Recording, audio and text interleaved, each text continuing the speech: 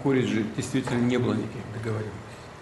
Но хотел бы начать с другого. It is true that no agreements were reached in Anchorage. I would like to start with something else. The point you raised about European leaders having changed the mind of the US president regarding the events unfolding in Ukraine. I am not aware of anything of the sort.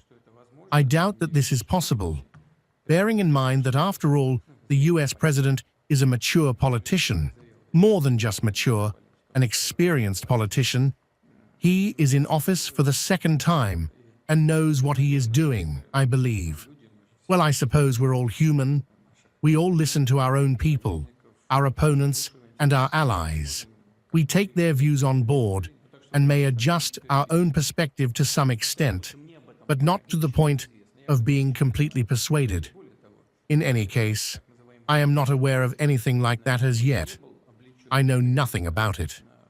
What's more, although this so-called spirit of Anchorage was not set out in any formal documents, no one signed anything, but we did discuss certain possibilities for bringing the conflict in Ukraine to an end. And the compromises that were discussed were the proposals put forward to us by the American side. We were asked to make compromises as formulated by the American negotiators. We agreed. So what else is there? We were asked to make compromises. We thought about it, not straight away, but we traveled to Anchorage and said, yes, we agree. We have heard no other position from the American side, from the US administration. We are expecting, once all the events and the critical phase on the Iranian track have concluded, the arrival of those representatives of the US administration with whom we have already met on several occasions in Moscow. We are ready to continue negotiations and discuss all the details and all our terms, if not the agreements themselves, then at least the issues discussed in Anchorage.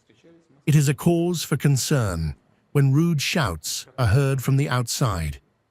This does not cause any panic on the part of President Lukashenko.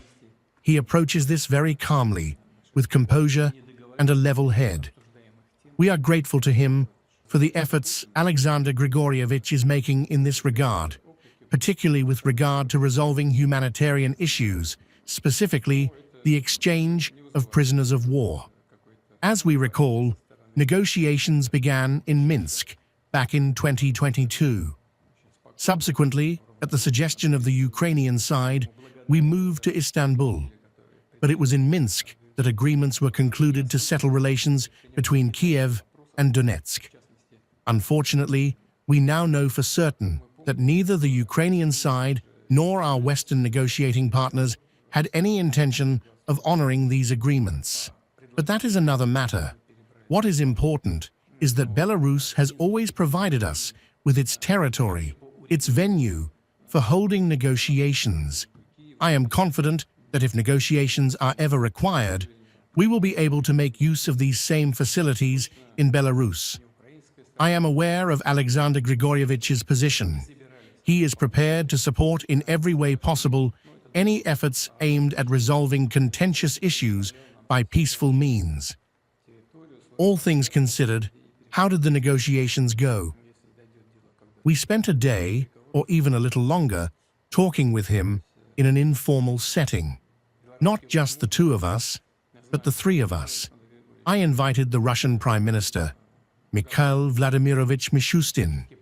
We discussed, first and foremost, economic issues and cooperation in various fields, energy, industry, and other areas. We also spoke about humanitarian cooperation. It was a very successful and fruitful visit.